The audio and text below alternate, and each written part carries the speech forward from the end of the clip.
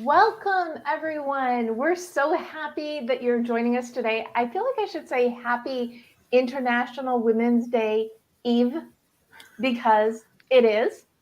But regardless of whether you're watching this live or in the future, I have such a powerhouse of guests today. I'm so excited. And it happens to be the day before International Women's Day when we're recording. So what more could you ask for? Well, great conversation. Okay, we have that for you as well. For those of you who don't know me, I'm Deborah Eckerling, author of the award-winning Your Goal Guide, a roadmap for setting, planning, and achieving your goals, and creator of the Deb Method, which is my system for goal setting simplified. And every Sunday night, I lead the Goal Chat Twitter chat. And then on Mondays, I bring in friends to dive deep into the topic. And then on Thursdays, it magically becomes an episode of the Deb Show podcast. So whether you're watching live or the replay or listening, we are so glad you're here in the community. And today we are talking about community. See what I did there? I love it when the worlds come together.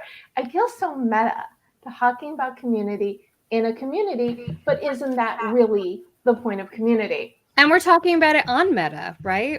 That's one of the places where we're live right now. And we are live on Meta and LinkedIn and Twitter as well. And tomorrow we will be uploaded to Instagram and YouTube. And it's really all about the concept of one piece of content, share it with all of your places so people can enjoy in whatever community they like. But we're like 5 steps ahead. So I'm going to back up. And with us today, we have Christina Garnett from HubSpot. And I'm so excited when I was crafting the panel, I was asking Christine Gritmon, I said, who is the go-to? Because I know so many people in the socials. And she said, if you don't know Christina, now's your chance. So I'm really glad to meet you and have you on the conversation today. And also, obviously, we have Christine Gritmon, who is the senior editor for the about to launch, or depending on when you're listening, newly launched social media polls with Agorapulse, and the queen of chat about brand. So we'll just call you that because it is true. And we have Dorien Morin-van, and it's always fun because you're like the organic queen, and you do community management, and we've got you in your fingers are in so many different pies.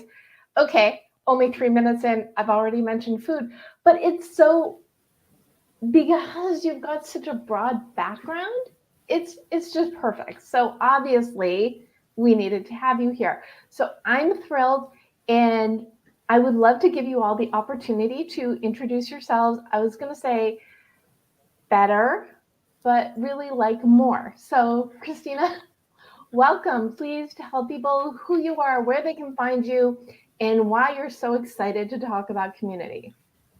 Absolutely. So like you said, I'm Christina Garnett from HubSpot. I am the senior marketing manager, and I run the program called Hub Fans, which is our customer advocacy program.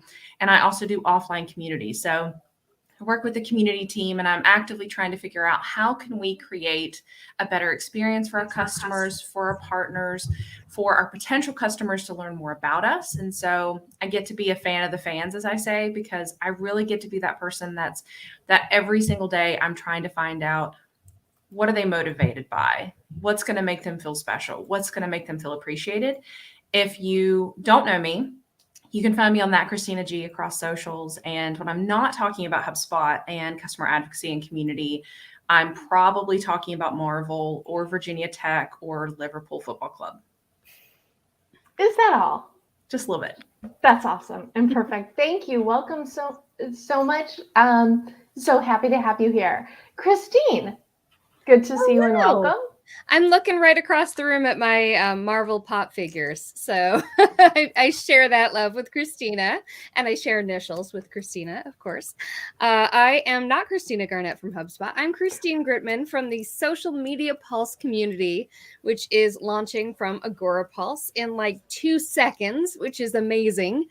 And as the senior editor, I'm responsible for putting all sorts of great content in there that can serve all sorts of people who are social media professionals, whether you're an absolute beginner or you've just expanded your agency or anything in between, we've got something for you there between the content and my colleague Deb Mitchell's community forums and mastermind groups, and also my colleague Ruth Inman's training and academy and certifications that she's developing there, all of us under the head of global community, Paul Bradley. So we're very excited for that. We're also excited to be about to go to Social Media Marketing World. It's the first time I've gone, like, not just representing me. So it'll be a lot of fun to be part of something that is bigger and more interesting than just little old me. And as Deb mentioned, I have a Twitter chat on Tuesdays, chat about brand, and I have a live stream on Fridays. Let's talk about brand. And you are the brand of the brand. And everything in your brand is red. So you're always just such a good example of branding yourself as yourself. Got to walk the talk. If I can't do it for myself, how am I going to show other people how to do it? Oh my goodness. I say this all the time. I'm like, my goal stuff works because I do it myself. And why would I ever suggest something that hasn't been proven, right? Right. So in social media, it's really just a playground for people like us to like meet new people and explore ways to connect. And again, getting ahead of myself, Dorien. Hello. Welcome. Great to see you here. Thanks. For those of you who don't know me, I'm Dorien Morin-van, born and raised in the Netherlands, but having lived in the US now for almost 34 years, which is crazy, but that's why I wear my orange glasses, as a nod to my Dutch heritage. I am, as Deb said, an organic specialist. If I specialize in anything, it's organic marketing, which means a lot of blogging, content creation, and community management, which is, I guess, why Deb thought I would really fit this panel. I'm so excited to talk to both Christina and Deb again, to all of you. As a community manager for several brands, for several clients, I do anything from creating that content to being that cheerleader to educating. And I have found that as a community manager, tying it also to social media management and overall content strategy, it really helps. The community is a great place to find content, have conversations with those fans, as Christina said, and then create the content to fit what they need, right? And serve them exactly what they need. And then when the next fans come in, content's already there. So it's been a really great little wheel of content creation for the last few years, and absolutely love it. So thank you for having me on, Deb. Well, and thank you for coming back and joining the conversation. And isn't it really like the best time to be in social media? And I met both you, Christine, and Dorien through Social Media Marketing World, because when I was an editor for Social Media Examiner, I worked the event for several years.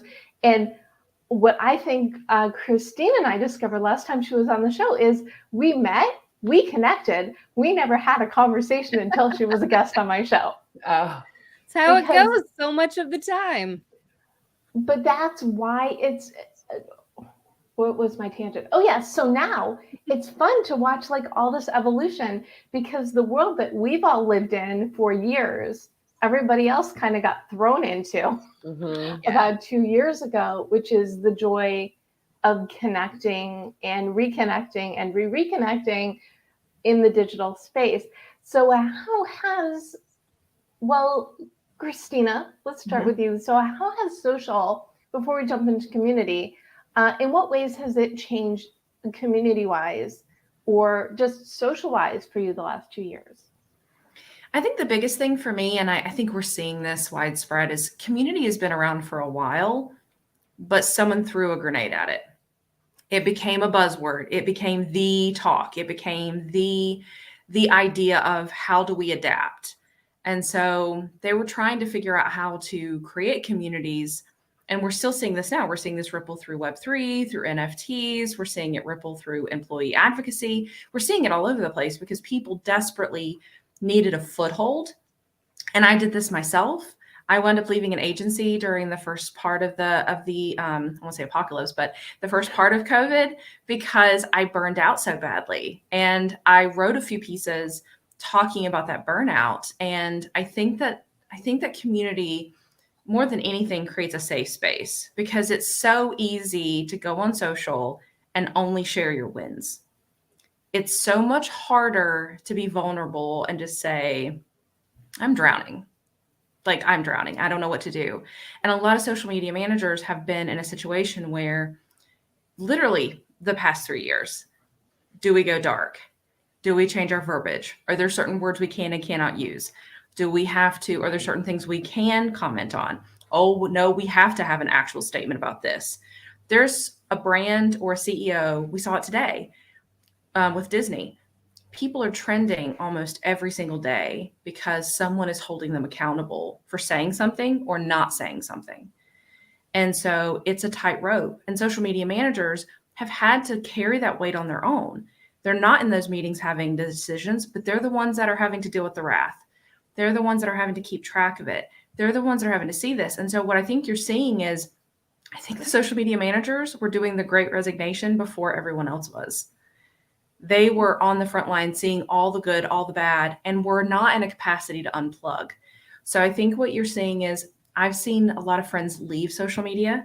They've pivoted into completely different marketing roles. We have people who are also shifting into community because they love that relational marketing, but they can't do like just the vitriol that you see in the comment section. They want to do more one-to-one scaling. They want to take care of people. And so I think what you're seeing is those people on the front line on social, they're really leading the charge into the trends that we're seeing today, like the Great Resignation. And for me, I see it all the time. I have a lot of friends who are social media managers. I have a lot of people leaving, a lot of people deciding if they even want to stay in marketing. If they're just, there's also this idea of, what am I really doing? The world's on fire and I'm trying to sell stuff. I feel like the entire world is having a midlife crisis all at the same time. And we're all just trying to figure out on its way. And that's where community comes in. You don't feel so alone. You can't remove those feelings, but you can have this communal venting, this communal session. There's something very painful about feeling alone and in pain. But if you're able to share that in a safe space, if you have a community of colleagues who get it, who understand, it's going to make that weight a lot easier for you to lift. There was so much awesome and reality check in that. And I thank you for that. And one thing that I say, well, a couple things I say all the time. The first one is, you can't reach your goals on your own. You need your peeps, which is why I love hosting this forum every week. The other thing is, the reason I wrote my book was to help people embrace change by choice or by circumstance. And the book came out 6 weeks before everybody had changed by circumstance. Now, just as we're ready to okay, embrace, we get to live life again. Oops. So finding places where you feel safe, it's been important the last 2 years. Now it feels like it all got up leveled. And for some people, that's the only psychological safety they have. Yes. I see you nodding a lot. Christine, do you want to chime in? I told you Christina would be amazing. But I mean, everything she said, especially since, I mean, we kind of knew that this was coming, but the need for connection, I feel like it has accelerated a direction in which social media was already going, which was that people had become so connected to each other, even to brands, just so connected to, celebrities, whatever, through social media, because it was kind of our only human connection for a little while there. And it just exacerbated it so much more. And so because of that, brands and public figures and people now have to be a bit more than they were before. because previously anything like that where we were, whether it was trying to sell something or just, a movie star or whatever, previously they just kind of had to be window dressing or a billboard or something like that. But now that this is our life, now that we're all living online, and especially since we're living through such insane times, there's been this increased burden almost that we're putting on every account, every person, every brand, everything, because it's become part of our personal identities. Who you follow, who you retweet, who you talk back to has become a reflection of self to a degree that I think was always there a little bit with social media, but it's really like turned up to 11 now. And it's been an interesting shift, and some brands and people are weathering it well. Some of them are prepared to say, you know what, we have to be more human now. We can't be all canned messages. We have to be more human. We have to listen if we want to be listened to. So they're kind of embracing the fact that, you know what, this isn't a one-sided relationship anymore. But then some brands are doing it poorly, and we're seeing a backlash to that. It's a really hard time, in a sense, to be, as you said, on the front lines of social. And a lot of people are realizing, you know what, I can't, this is too much. Because when it comes down to it, posting on Twitter is not curing cancer. I mean, you have to have some perspective, but at the same time, it's all people who are craving connection have at times, especially in the past couple of years. So it's a complicated time to be in social. It's an interesting time to be in community. And I think what Christina said about the people who actually want to take care of people instead of just being there okay, attack me for a tweet. I mean, I think it's definitely a big difference between the two, for sure. And, again, some companies are adapting well and realizing that the only way to weather this is to be more human and to care more. And some companies are just refusing to make that shift. And it's going to be interesting to see in a couple of years how this trajectory goes. Well, it's very interesting because we had a question very similar to that, but I want to pull out one thing that both of you said, which is, are we saving the world? No. Are we entertaining the world? Are we informing the world? Yes. So please do not. I know that nothing. We're not doing something totally frivolous, but yeah. It's at the same time, I think when it comes to human interaction, people need to recognize the limitations of, the fact you're only reading 280 characters and judging a whole person or possibly thousands of people based on it. It's been an interesting time for perspective.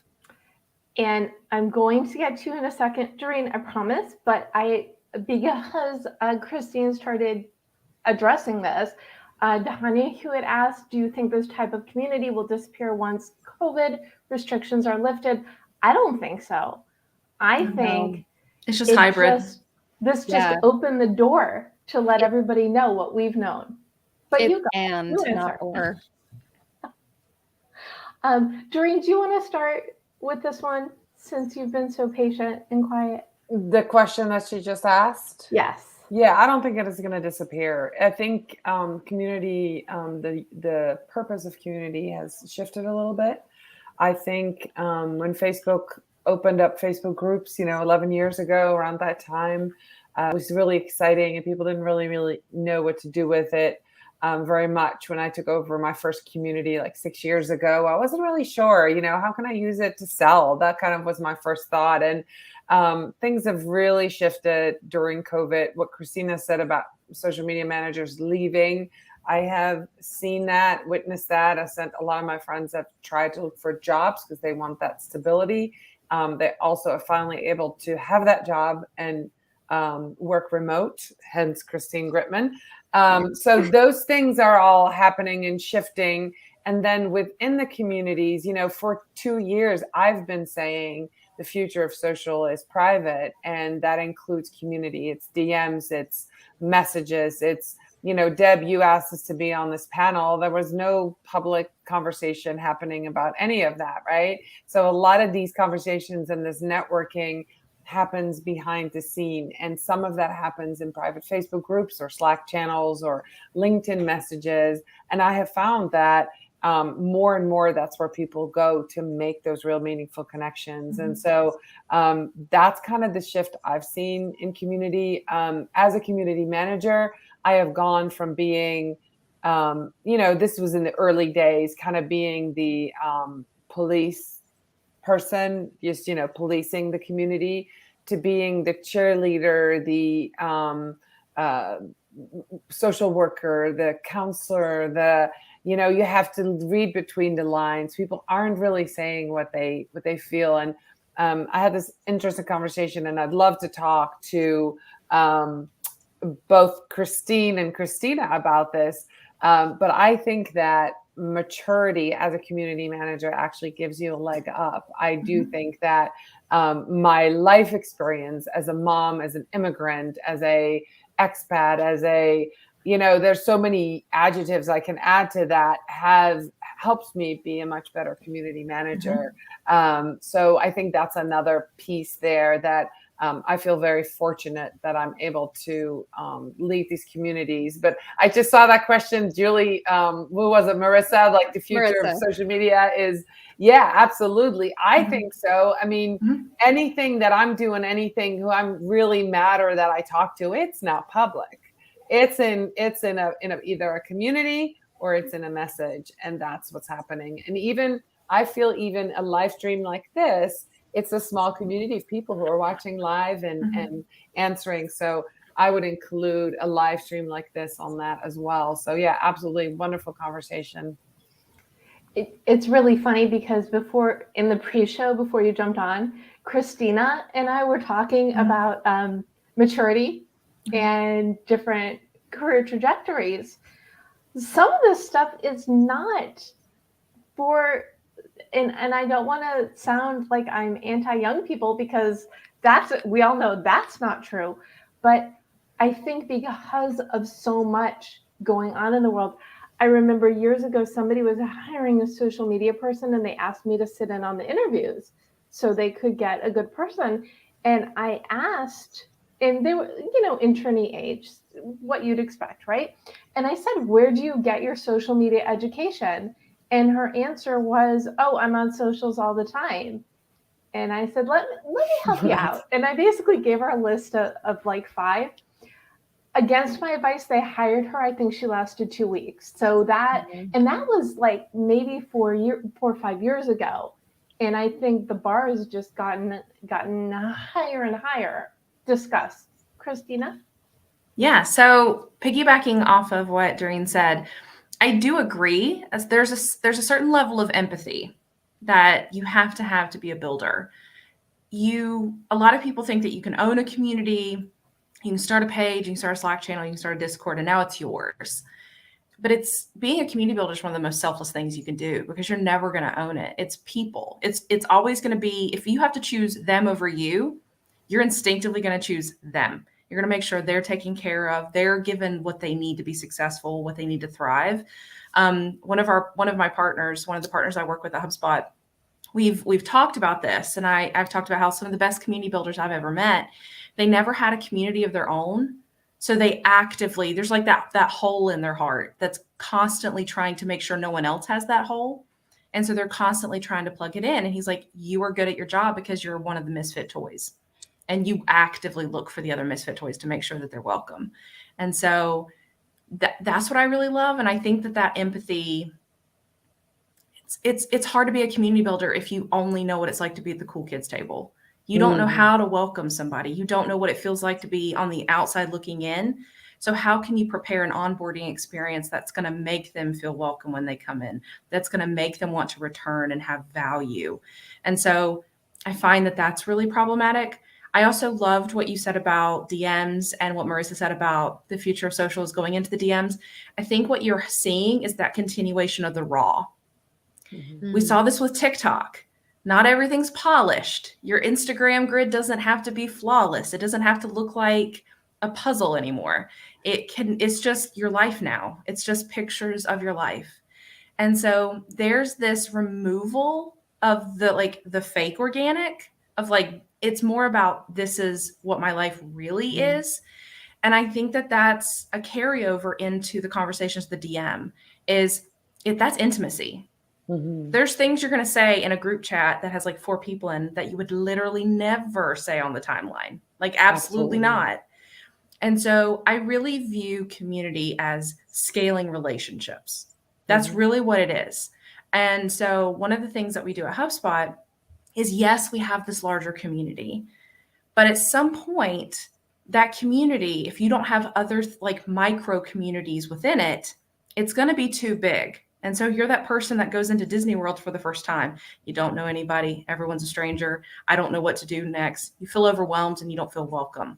And it has nothing to do with anyone else. It has nothing to do, it doesn't mean that they were mean to you. It just means that you are not in a position to be successful.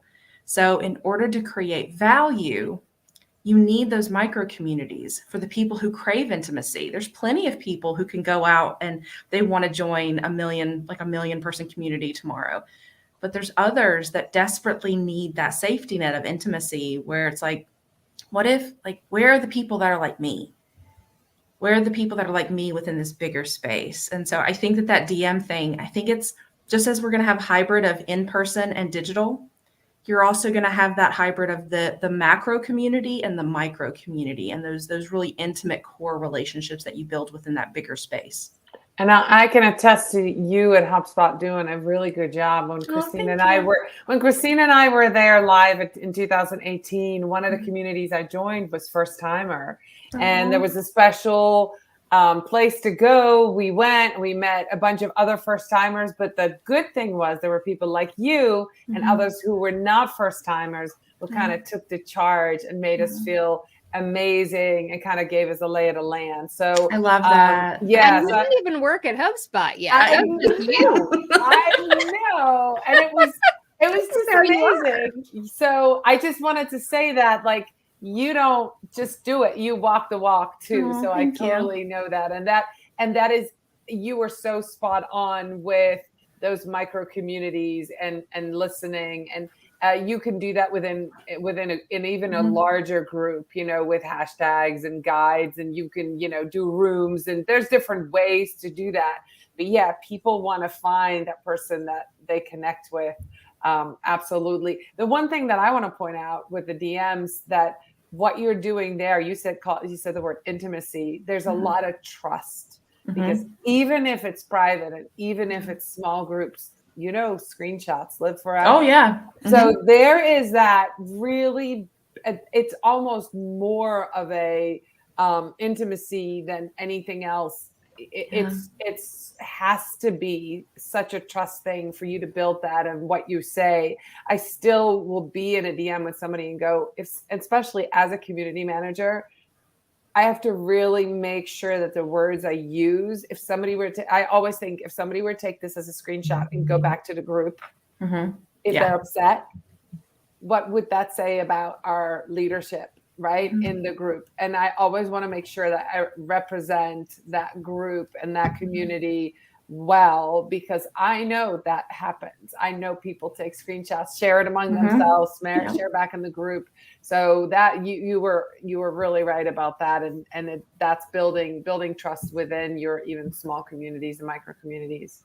Absolutely. I don't want to sound like too much of a shill here, but one of the things that my colleague Deb Mitchell is actively doing in Social Media Pulse is, from the get-go, we're trying to figure out what micro communities are going to need to exist. And I mean, sometimes it has to do with industry, sometimes it has to do with background, but that's a really key component from the get-go, because that's what you need. And we're really looking forward to people coming in and telling us what they need.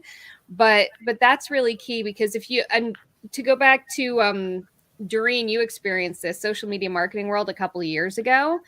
This was when they had Deb, she hadn't come to us yet, they had all these subgroups.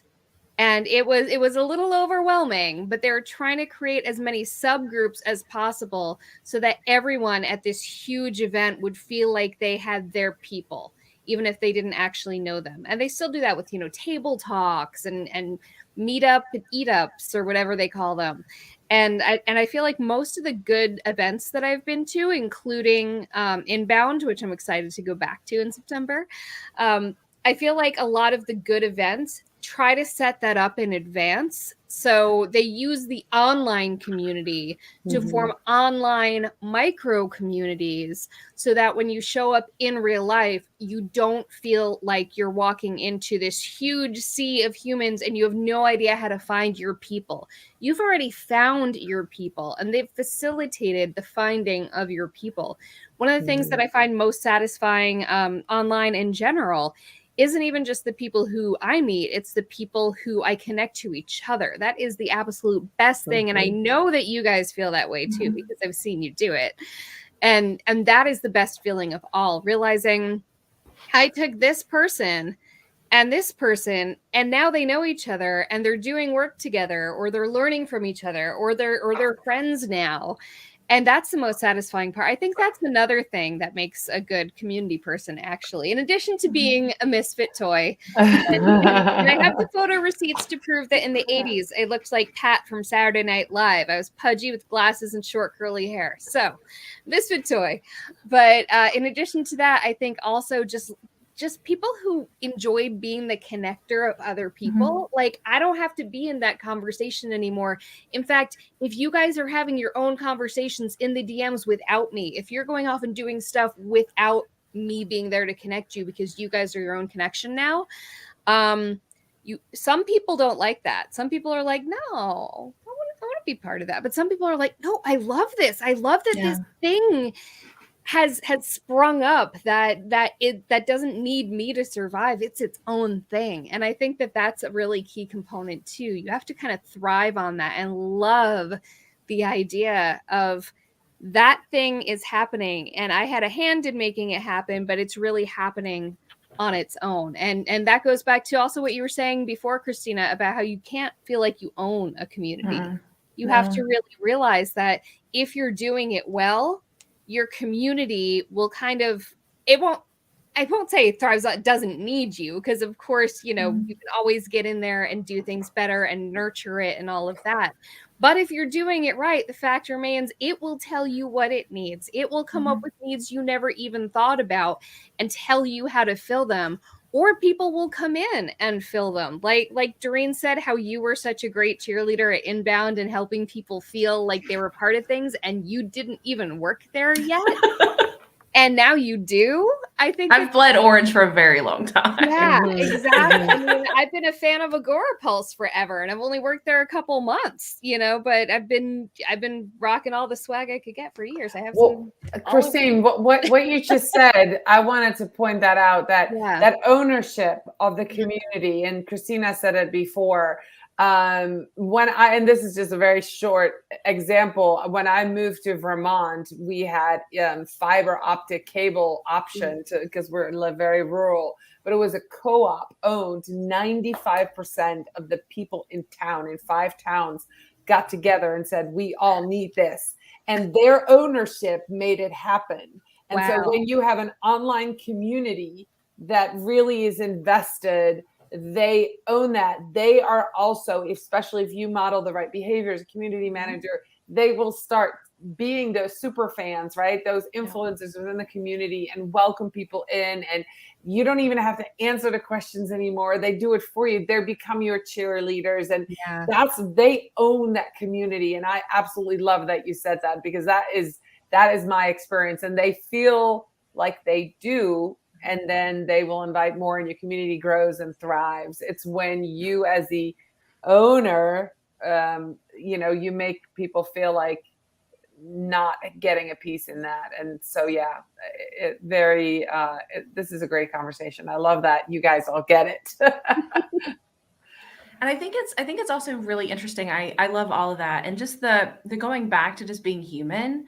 I'm working on a deck for presentation, and I'm using Maslow's hierarchy of needs to talk about delight and how you take care of people.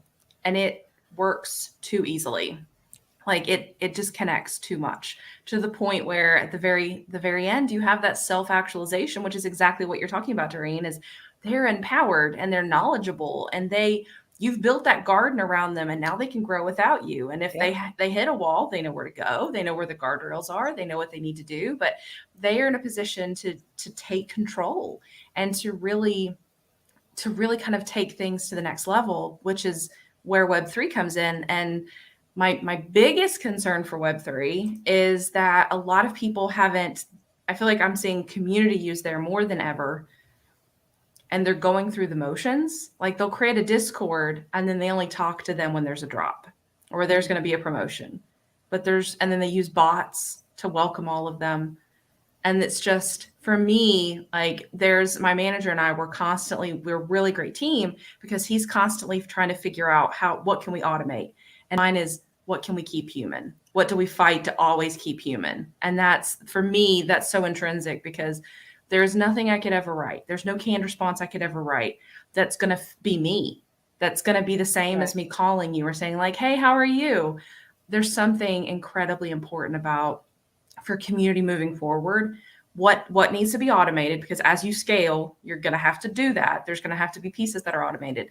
But what has to be human? Like, what are the core things? That has to be. I actually had this conversation with somebody who's totally into the web and 3.0 and NFTs. And he said to me, you as a social media manager, you are on the foreground of this. There's going to be a huge need for community managers in that sphere because you have to have that human eye on those things. And he actually encouraged me to go really look at that. For the first time I heard somebody say that, what you just said, that there are so many things you can automate. You cannot automate human feelings, and that listening to, it's not just what they say, it's how they say it and when they say it, right? There's all those pieces together, and that just needs to be a human to respond. So absolutely. It's going to be a huge job. I feel like this all ties back to even the beginning of the conversation and talking about when you're building community, you have to show everything. And that really ties into the future of Web3. And there's so much information out there. I love to just ask this question in next week. The topic is communication. So I'm sure there will be more Web3 chatter. So tune in on that. But what do you think is the easiest way to describe Web3 for the people who are like, I have to get on board? What's next? What am I doing? Do you want to start this out, Christina? Sure. So easiest way to break it down is we had Web 1, which is there's no targeting. You're there. You just see stuff. Web 2 really started when you're getting those targeted ads. You're able to get data. You're able to pull and extract that information so that you can hit the key people that you want to hit. Web 3 is now we're actually alternating that. So instead of like these brands having ownership of data based on your behaviors, it's the other way around. So that ownership is actually going to slip to decentralization. So the brands aren't the ones who have the control. DAOs are a really great example of this. I actually wish more people were talking about DAOs than NFTs. NFTs work, they're fine, but they're shiny. They're the magpie version of Web3. DAOs and what you can do with that are incredibly important. How you can connect people for a cause. Great example is Ukraine has accepted crypto donations. And I think as of yesterday, I think it was like $3 million in crypto. And so that's probably significantly more now. But what it's doing is it's creating a new way for people to come together. So I think a really cool way to think about Web3 is purpose-based community. What if you had a community that you could connect with each other, you can share assets, and you can use those assets for a common cause? We saw it probably on the biggest scale when people were trying to buy the copy of the Constitution DAO. And now we're seeing it with others across the world. And some of them, they have one singular purpose and they either complete that purpose or they don't. Others, they keep going and they continue going and going and going on this like full-on North Star vision. But for Web3, I think the best thing to think about is those brands are going to lose even more traction. We've talked about how even on social, they have like the algorithm is not their friend. They still want to publish like they're talking at people and it's not working. And instead of being human, they're clickbaity now. We're seeing tone deafness actually weaponized to get clicks. I've seen it all week where brands, and I'm just like, I know people who work there. I know you're not this stupid. Like, I know you know not to write that. And then you're just like, I hope you got the clicks you wanted. I hope you got the engagement you wanted. And so the brands who do not spend the rest of Web 2 embracing and creating those communities are going to be in a really weird position, because the people are creating their own communities. They're creating their own intimacy. And if you don't have a backdoor channel to them because you have buy-in relationships, you can align with them on some of those purpose-driven things, you're going to be left out in the cold. And you're going to be seen as a cash grab. We already see this with NFTs. There are brands that do it, and you're like, you're just trying to make money, instead of, I'm using this as an opportunity to create relationships. I have to, Eugene Barlas, who's a frequent watcher listener, just posted All Things Come Around Again. He wrote an article about micro communities for client in 2017, and he's going to republish it because of us. You're welcome. I love what you were saying before. They're going to create their own communities. So if you're in a position to create a community to embrace your people, now really is the best time was yesterday.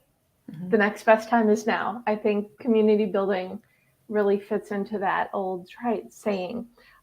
Dorien, do you have thoughts on Web3 and community and kumbaya? No, I just want to jump on what Christina said about Ukraine. When we were talking earlier about community and talking about, doing good, it just jumped out at me that, and I don't know if it's the people that I'm connected to, and I would love to know from you guys, but LinkedIn has been an amazing platform for those kind of connections. And I'm seeing a huge shift there on LinkedIn, and the sense of community now that LinkedIn is, doing those hashtags and creator mode. And, it's really the organic social on LinkedIn has really gotten me excited. And so I think that they're seeing some of that, where people are creating their own communities within LinkedIn with audio rooms and different. And so not necessarily about the Web3. I'm still Web 2 with where I am with a lot of my clients. But when Christina said that about Ukraine, I was like, yeah, I noticed that. I asked my husband if he seen a lot on social media, and what I see on Facebook is people posting pictures and people posting flags in support. But what I see on LinkedIn is people coming up with solutions and ideas and innovative ways of getting transportation and people and communities. And I'm just really excited by what I'm seeing there. And I don't know if it's because I'm spending more time there that I see it. I'm connected to the right people. I don't know. But it's a very different feel than I would have expected. I'm very glad for that. Well, that almost speaks to the micro communities thing, because the fact is your LinkedIn might look different from your husband's LinkedIn, even. We're all kind of curating our own experiences on social media via the algorithm. We're having different experiences. The people who say Twitter is a dumpster fire are having a very different experience from me, where Twitter is a super supportive place full of brilliant people. So we're all curating our own experiences. So even the platforms themselves have become sort of not even necessarily the barometer of how the experience will be. It's so personalized. And a lot of those things, all three of us have been part of communities that are not living on a social platform. They live elsewhere. And part of the thing about that is that the people who go to those communities are there for that experience, as opposed to the fire hose of everything that can come at us on social. And because I love the fact that the micro community you've built around your network on LinkedIn, Dorien, is showing you that good element of what community can do. And I think that's when you, sorry, go ahead. Oh, I was going to ask, wasn't there a time when Twitter was serving the purpose that it sounds like LinkedIn is right now? For some people it is. So it really depends. It goes back to what's your comfort zone? What's your comfort level? Where do you communicate? Again, next week's topic for GoalChatLive. And to find your community, and they really do go hand in hand. Okay, who did I jump on? Who wanted to say something? Was it Christina? It was Christina, yeah. Yeah, Okay. I'm sorry about that. But what I was going to say is I think that's the beauty of community too, is it's really easy when things are shiny and things are new and things are happy and everybody's happy. Like it's really nice to say like we have a healthy community, but I find that it's in the bad moments, it's in the low moments when you really see what people are made of, when you really see their commitment. And so I've really appreciated, I'm seeing the same things on LinkedIn. I'm also seeing the same things on Twitter. I'm a firm believer. And if you have a follower count that's of any note, if you don't use that to make the world better, like what's the point? Like, what is the point?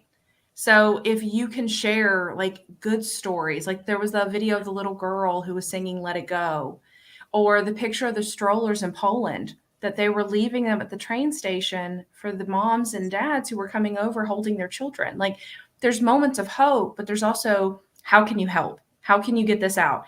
And making the news louder than the misinformation and showing how that support can look like, whether it's a monetary donation, whether it's sharing the news of others. And I think also, like, I think this has been a really interesting moment for the tech space as well, because there's a lot of tech that's in Ukraine that I don't think a lot of people realized. And so we're not only fighting to support Ukraine, we're fighting to support our brothers and sisters in tech. Like we want to keep them safe. We want them to be okay. Like what can we do for you? How can we help? And so I think it's incredibly important that when you have times like this where it's kind of like, I think it was Mr. Rogers who said it, like look for the helpers. I think that that's one thing you can do. And like you said earlier, Christine, like we're not curing cancer, but we can amplify voices. I find that one of the best things to do on social, if you have a following, is to be the voice for the voiceless. Fight for the people who can't fight for themselves. Be that louder voice for them, because otherwise, like, what am I going to do? Just share like my Wordle score? I would much rather be the reason someone gets a donation. I would much rather be the reason why someone feels a little bit better and isn't crying looking at like doom scrolling on their feed right now. I think that there is some sense of power in a powerless world where we can really say like, this is literally all I have to give. How can I use this to make things better, even a little bit? I love that, and definitely used for good. And I wanted to point out that, of course, of LinkedIn, the part that I didn't say, of course, I have a lot of connections to Europe because that's where I'm from. My family is there. So it makes sense that a lot of my LinkedIn connections are European. And I was shocked to find out today to read an article that there 9 different European countries are stocking up on iodine, because we're going back. I grew up there in the 80s when the threat of nuclear war was real. I remember the angst of being 15, and every popular song was about when the bomb falls, when the bomb drops. And that was a reality check for me today, to read that and go, there's going to be a whole new generation of kids who are going to have that same fear, yet we are now able to talk about it more, because that was, this was in the 80s. It was everybody, you just had the micro community of who you were with, but now you can talk to anybody in the world. And maybe that, I was thinking that just sharing that story might make somebody feel better, like we've been there before. It's just crazy what's happening. But yeah, I love that you said that, using it for good instead of, especially those of us who have some influence online. I know, all of us here have that voice, whether through our own show or through our following, and being able to, extend that community and help network, even that, connecting the right people to the right places. That feels incredible. Absolutely. And I think there's that common trauma bond that we have. Like we had it when COVID started. The world essentially all had to witness at the same time, no matter how it was handled. And then from there, now we have this case, and we're seeing these like global historical events, and we're all trying to figure out on our way. And I feel like that's I feel like we're intrinsically a part of a community, whether we realize it, because globally we keep having these moments where, and there's no escape. You are a part of the community that's experiencing these moments at this time. What I find, and it's not so much super interesting, but I scheduled this conversation, I think, what was it, a month ago, Christy? Something like that. Something like that. And that I always have a vision, a theme for my month, the things that I want to talk about. And we were talking about community for just the value of community, the value of support. And I love the rabbit holes, this conversation. I can't design this. I don't know. When I schedule these things, we didn't know. I mean, yes, we wish the world were a better place and we're working on it, but being in positions where we can inform, enlighten, and even motivate is super important. And my community, just to bring it back up to mainstream-ish, I started my community, my Right On group. It started as a live, in real life people community. Remember those things? Like years ago, back when I lived in Chicago, and I restarted up again in LA, and around, I think this was like the crossover between Web 1 and Web 2 around 2007, 2008 is when it became a Facebook community, which led to other things. And now it has expanded to my Twitter chat, that even when I'm not around, or if I have to pre-tweet because of some reason, my community is welcoming to all the other people in the communities. So to have started something, and I know you all have these experiences as well, to have started something with real life face-to-face people, but to see, especially now, the amplification. And it's like, I've known some people for years I've never met. I may never meet in real life, but they're still like really close and near and dear to my heart, which is why what you all are doing, what we all are doing, what anybody who's part of, not just who has a community, is doing, but being that sense of support, that's never going to go away. That's always going to be important. Yeah, I always say that my goal is for people, when they meet me in real life, that they will recognize me out of a crowd. I want to be that authentic online, especially as a community manager. And, it's not just my orange glasses, but the way I act, the way that they know things about me, right? Because that's the connection that we have. And I want to have the same with those in my community, that I know about their dog or their, or their families, or, like the book they wrote, or, like that genuine interest. So, that those worlds are about to collide again, as, Christine and I are going to go to social media marketing world. And, I'm super excited, but I think moving forward, these communities will be hybrid. There will be online communities that are going to go live in real person, and vice versa. The places that used to be only in person are, have found a way to exist online. So, and then of course we're going to go into the virtual reality space, right? That's where we're going with all these communities. Metaverse. And that's another whole. So that's another conversation. I know it is, but that's that's part of community, right? It's about connection. That's why the metaverse is going to be a thing, because it's simulated connection, but it's actual connection too. Yeah, I mean, I'm connected to a bunch of people who are already actively in there. Our friend Leslie Samuel went to a church service. And he met all kinds of people of different faith, and he said it was just amazing to be in there with people he didn't know and make these real meaningful connections. And it was all through his Oculus. I mean, it was just crazy. And that's another whole level of community that a lot of us have not tapped into. It's here. It's already here. Yeah. I love that you said your goal is for people, because it's a great transition, for people to recognize you from online. And usually at this point, I'll ask you to gift a goal to our audience. But before then, I've got Dorien's goal. What are your goals, Christina and Christine, in in your community world? So what is a goal for yourself for the communities you create? I want people Christine? to feel invested enough to tell me what they want. I mean, my worst nightmare when it comes to launching this thing is that people will just passively consume.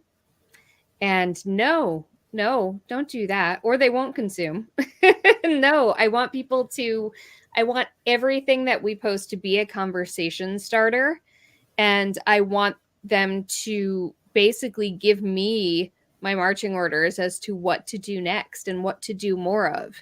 And, you know, what is not actually that helpful. That's really important to me, because the fact is, if people aren't speaking up, it means they don't care. And that's not what I want. Well, they definitely picked the right person to spearhead this. So I'm excited for them and excited for you. So yay, go Christine, go. Woo!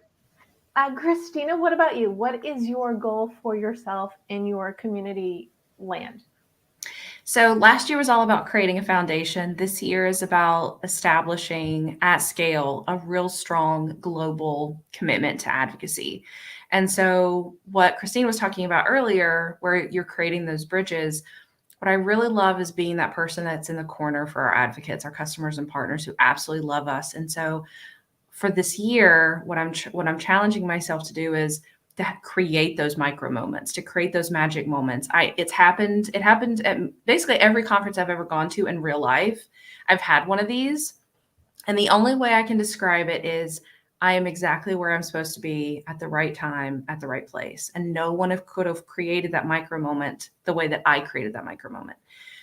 So I want to do that, but I wanted to do that at scale, in person, at Inbound, online, so that when people are thinking about in their career, here is how I got that opportunity. Here is why I'm a speaker here. Here is why I was able to write that blog.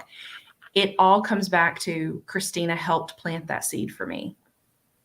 Because you want them to be invested in your community. I want them to know that I am invested in them and that I'm planting these seeds along the way, that we can grow that together. And so the soil is good, the fertilizer's down.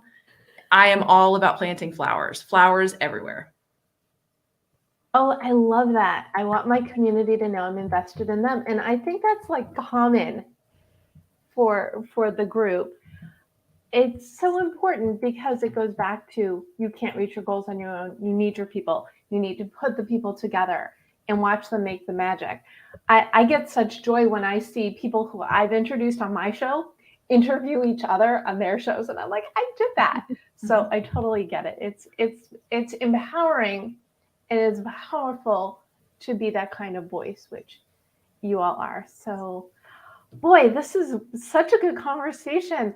I do want you all to gift a goal to people who are watching. One thing that they can do today, tomorrow, the second they're done watching this, or maybe they're going to pause and do it right now.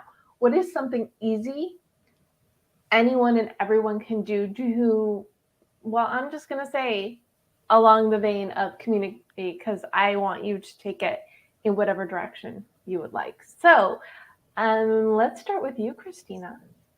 I would say that you need to make a list. It can be on a Word doc, it can be in a spreadsheet, whatever you want. You're going to make 2 columns, and you're going to do a give column and a take column. You're going to do one for your community or your brand or whoever is creating this community. And then you're going to do another one for the people that you want in that community. And I want you to realistically think about what you were willing to give and what you are expecting to take for you as well as the members. And then what I need you to do is I need you to look for alignments. A lot of what I do in my job is I take internal needs and I turn them into external opportunities. It's not transactional. I am converting. And that's what I think a good community builder does, is they convert something that's an internal need and they turn that into what the community needs. And it could be the opportunity to speak at an event, the opportunity to share a quote, the opportunity to be featured, the opportunity to do whatever. But think about give and take and where the alignment is, and be very honest, because you need to be very understanding. And it's just like a target market. What's motivating them? What do they want? What do they need? What do they expect to have here? And then what are they willing to take? What are they expecting to get? What are they going to give? What are they going to take? And then a community builder, what are you going to give? What are you going to take? And you also have to make sure that as the community builder, your give is significantly longer than your take list. You have to always give more than you take. And that's it. That's your homework. And if, let's say they don't have, someone's watching, they don't have a community, can we adjust the goal? You can do the exact same thing for social media. So there's perfect. What that sorts was of the things? right answer. Okay, good. So what sort of things does your audience want to take? Do they want to be entertained? Do they want to be informed? What does that look like? And I think that any brand that does that, they'll be able to have a better understanding of why someone should follow them. Why would someone like their content, share their content, engage at all, or just keep on going? And if you're not giving them what they want to take, they're not going to engage. Great. Excellent. I just want to make sure there's a goal for everyone, not just community builders, even though we're all community builders in one way or another. Doreen, what is your goal to gift?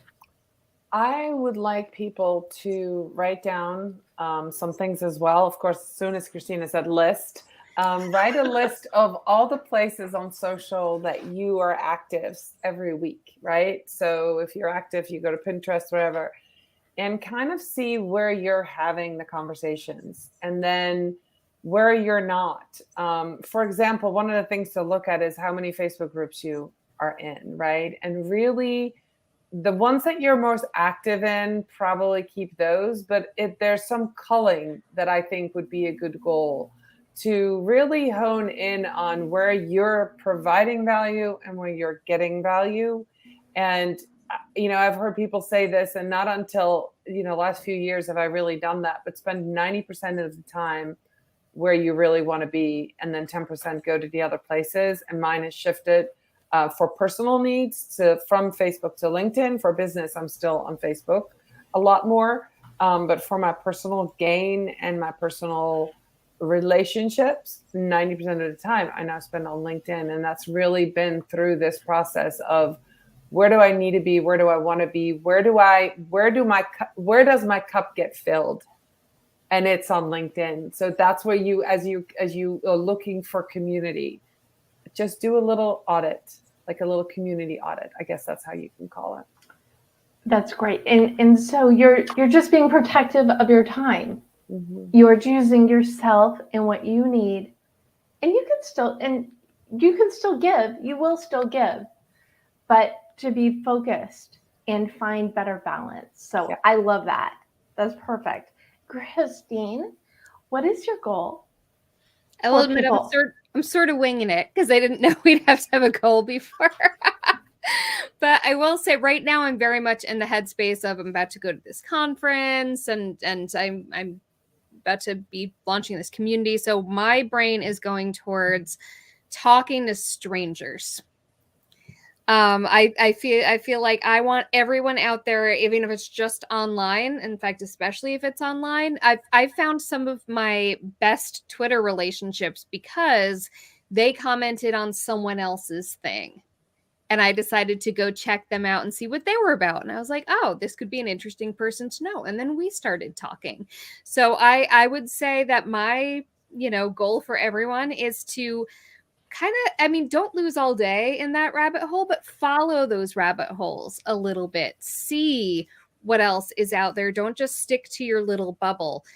Expand your conversations beyond the ones you're already having. Talk to strangers. And for anyone who's going to be in real life at Social Media Marketing World next week, definitely, literally, physically go up and talk to strangers because that has changed my entire life. So I would say talk to strangers, whether it's online or off, and see where it leads you. Can I edit to say talk to strangers, but be safe about it? Yeah, you can be safe about it.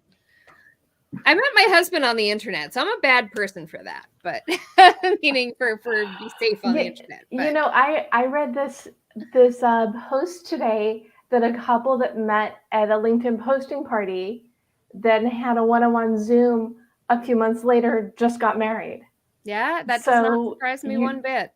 And I'm like, That's cool, because you don't know where you're going to find your next connection. And if you're not out there, you're not going to find it. Find your safe spaces, be with people you trust. Don't be safe, be smart about it. But when you find communities or people in communities that are attached to communities you trust, that's a much better playground. Deb, a stranger's just a friend you haven't met yet. It is a friend I haven't met yet, but also understand. So on Saturday for the California Creative Writers Conference, I moderated the Scam and Predator panel. Oh yeah, yeah. So we So can safely blame talk to a that. stranger. Don't give that stranger your social security number, your address. Don't give them your kids' birth certificates on a PDF, but safely talk to strangers. Thank you so much for helping me edit. And we're going to have a recap. It'll be up tomorrow, so you can go to thedebmethod.com/blog for the recap to this and my previous shows. And I know we're running over, but can we talk a few more minutes, because you've got some questions in the chat? Mm-hmm. Is it okay if we go over a little bit? Mm-hmm. I try to keep it to time, but oh my goodness, what a wonderful rabbit hole you've all taken us down today. And no, I didn't get to any of my Goal Chat questions, but that's fine because I had a wonderful conversation today, and I hope you did too. And this is unusual because Dorien and Christine both knew Christina, and now I do too. So usually I'm introducing people. So I love it when the tides have turned.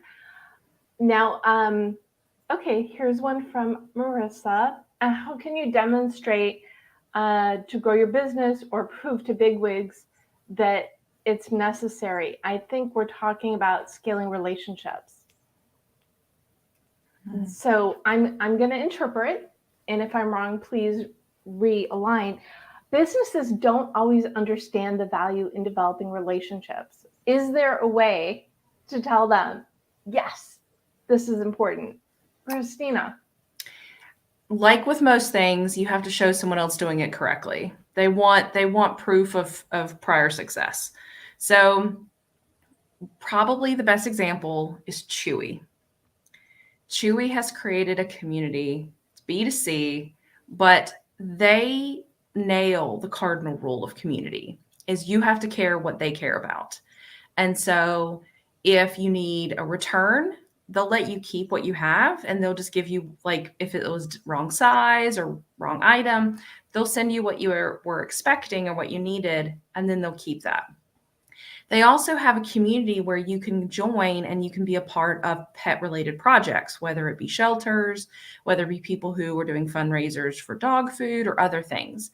In addition to that, they're sending birthday cards to pets. They're sending flowers to people when their pets have passed away. We did that for us. They're creating these micro moments that I can't even say it fosters loyalty, because it's so much more than that.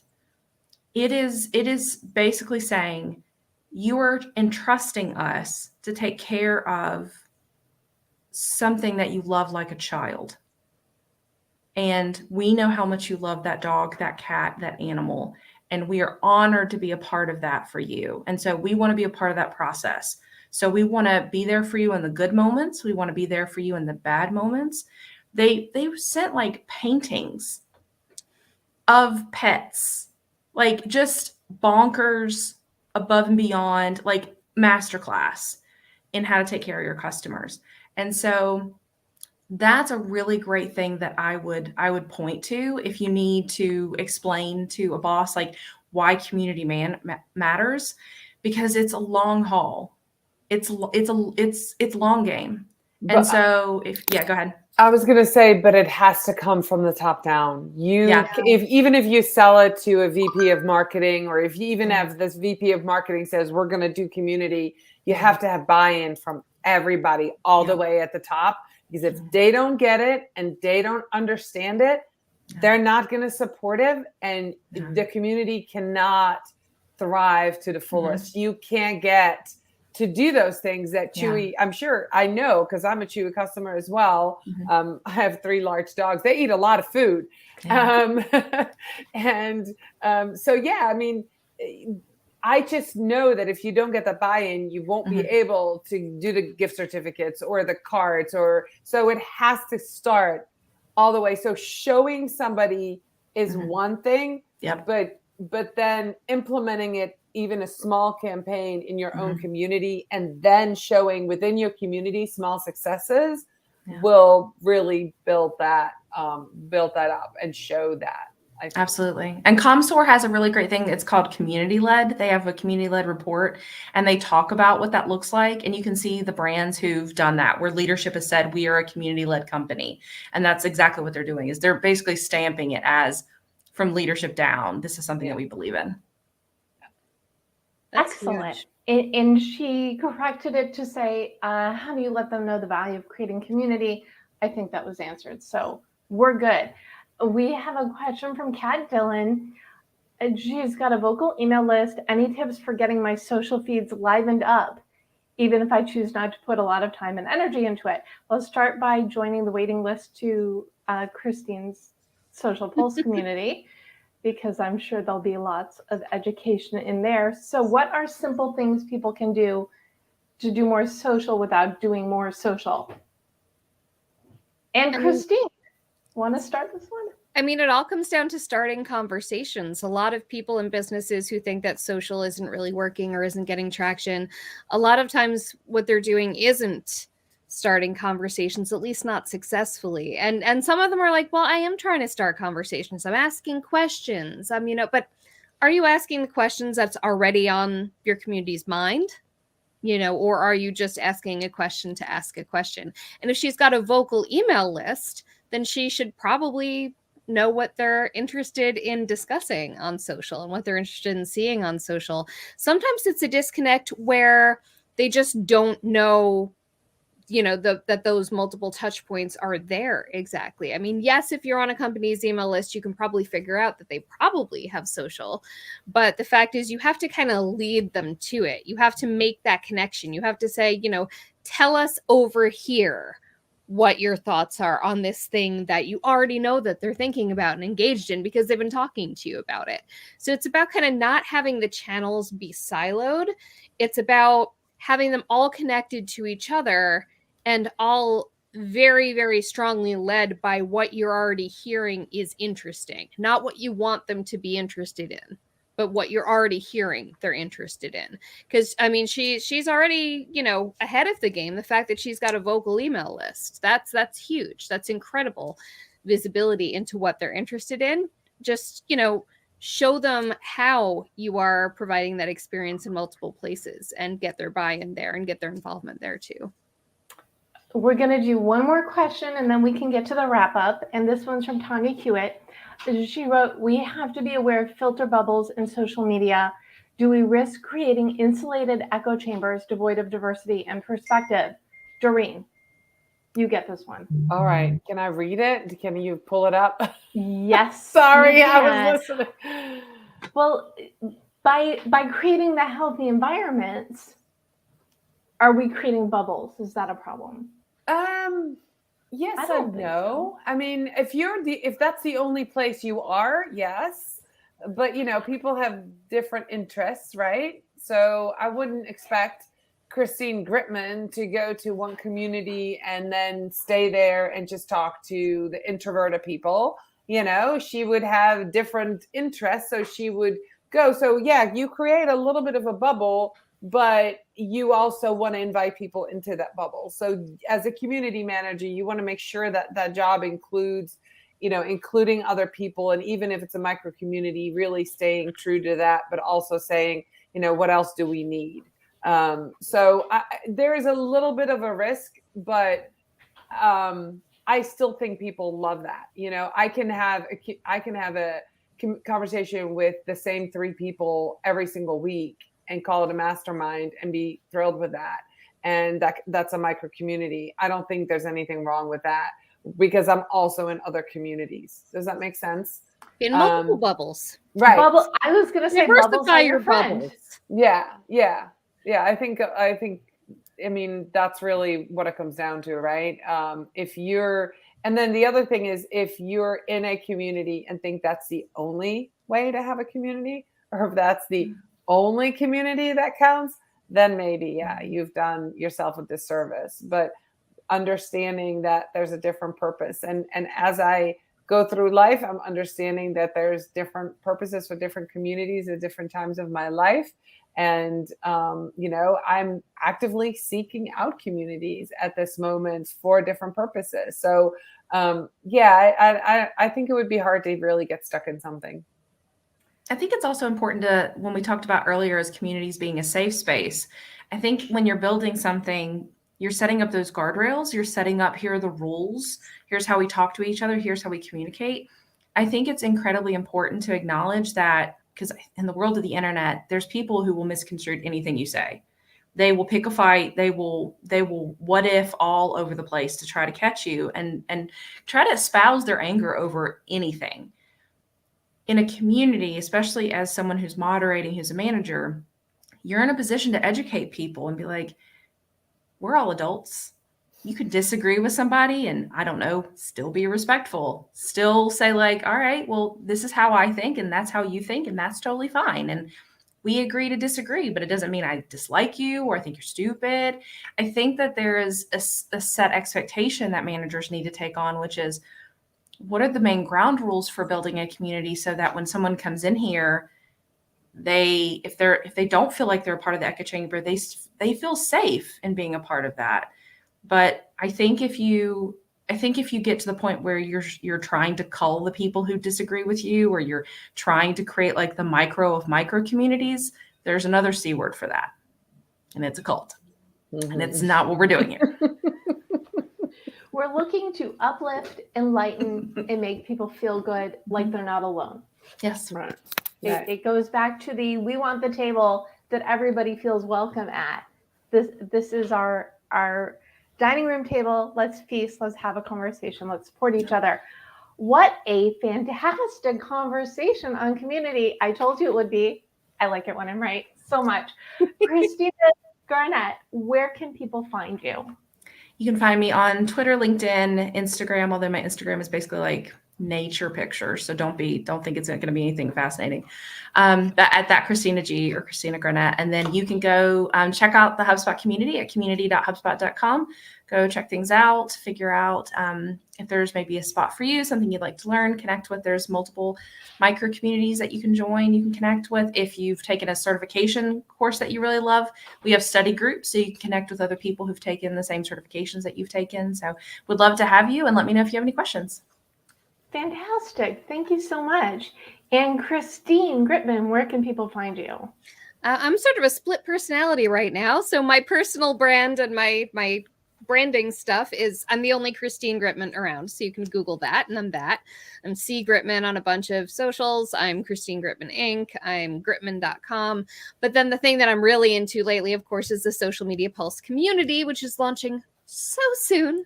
So get on our wait list for that. And that is a bit.ly link. I think Deb had it up at some point. It was bit.ly/ and then it's case sensitive. It's SMP for Social Media Pulse _ community. Oh no, waitlist. Waitlist. And waitlist has a capital W. So you'll just get on the list, and we will make sure that you are one of the first people in the door when we do launch. We would love to have you. Please get in there. Tell us what to do. Seriously, we want to make it a great place. Awesome. And Dorien, where can people find you? Well, I put my Morin Media handle, that's Instagram, Twitter, and then of course, like Christine, there's only one Dorien Morin-van out there. If she wears orange glasses, that's me. It's pretty easy to find on LinkedIn. LinkedIn is a great place to connect with me. Like Christina, mostly nature pictures and my animals are on Instagram. I shared a reel the other day. My dogs was playing in the snow and I was very excited at 3,000 views. I was like, oh my gosh. But I'm really more active in my Facebook communities and on LinkedIn. So yeah, I'd love you to follow me on LinkedIn and connect with me, talk to me in a message and tell us. Tell me that you listened to this incredible conversation tonight. Love that. Fantastic. Thank you. And I'm at the Deb Method everywhere, or you can find me on LinkedIn and connect with me there. And if you go to thedebmethod.com/blog, you can get the recap to this and my previous live conversations along with the links. And if you need help figuring out what you want and how to get it, you can go to thedebmethod.com/goals to learn more about how I can help motivate you to live the life you want, or grab a copy of your goal guide on Amazon or your favorite place to buy books. I'm so excited. This was so fantastic. Thank you all so much. Do you have one final thought, like 3 lines, something snappy and motivating and awesome to leave our audience with? Doreen.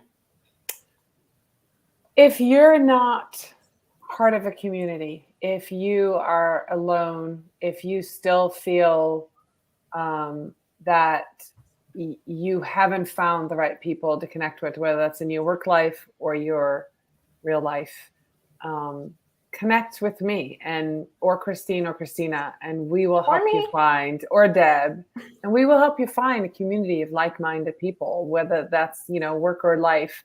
We, with just our fingers walking on the keyboard, we can connect you to the right people. So that's what I want to leave you with. There is a community out there for people just like you, and I think that will be huge. That's beautiful. I love it. Okay, Christina, you have to top that. I can't. But I would just say that right now a lot of people feel really powerless, and the thing that's always helped me is to figure out what are the small things that I can do to make things better. And so I would just leave with a pebble can make a ripple. And if there's anything that you do, especially if you're feeling like you're having a bad day, if you're feeling like there isn't something that you can do, that you kind of feel like just trapped or lost in everything that's happening right now, see if there's even something small, like you can just check on somebody that you think is really strong, but maybe you haven't talked to them in a while. Chances are they don't have someone to talk to, or they're the strong friend, and they would love to have someone talk to them and just be able to share. It could be sharing information online. It could be befriending someone, like Dorien said. It could be just being that person that holds a hand out to say, like, you're welcome here. We'd love to have you. The things that you do may not mean a lot to you, but you'll never know how much they mean to somebody else. And so just create that ripple. You did it. You topped her, or at least equaled her. I was equal. This is what I expect. It's so important. People need to know they're not alone, which is why this conversation is so important. But it's always important. There are people out there, and we're your cheerleaders. We're your connectors. You're having trouble, find us. We can help you out. Christine, last word to you. I'm not going to top those at all, but I am going to connect them, which is that when it comes down to it, hurt people. The reason why there's negativity in the world is because people don't feel heard, because people feel like nobody gets them, and that's what leads them to, generally speaking. So, I mean, be the pebble. A pebble can create a ripple. A pebble can be, that tiny, nice gesture. You don't know how much negativity you just prevented from spreading because you let that one person feel heard. So yes, you might make their day, but even bigger, you might make them feel a sense of, tiny little bit of belonging, or at least a tiny little bit of being heard. That can make the difference in how they go forth in the world, how they go forth in their day. And it just impacts so many more people than even that just one person. Being kind, being welcoming, almost never the wrong move, unless you're with the Tinder swindler or whatever the heck. But there's limits. But, small pebble of kindness, almost never the wrong move. I keep thinking be kind, rewind. I think we're all do like that too. Generation X-y enough. Well, here's the thing. If you rewound the tape, that meant that the person who worked at Blockbuster didn't have to do it, which put them in a better mood to serve their customers. So really, ripples. Be kind, rewind, or just put some good out into the world. Just be nice. Thank you again, Christina Garnett, Christine Gritmon and Dorien Morin-van for joining me. And thank you all for joining us today for this important episode on how to create community, find community, and feel a little bit more peace. We hope we helped. And go create community, make people feel welcome. We know you could do it, so go on out there, go for it. Bye-bye.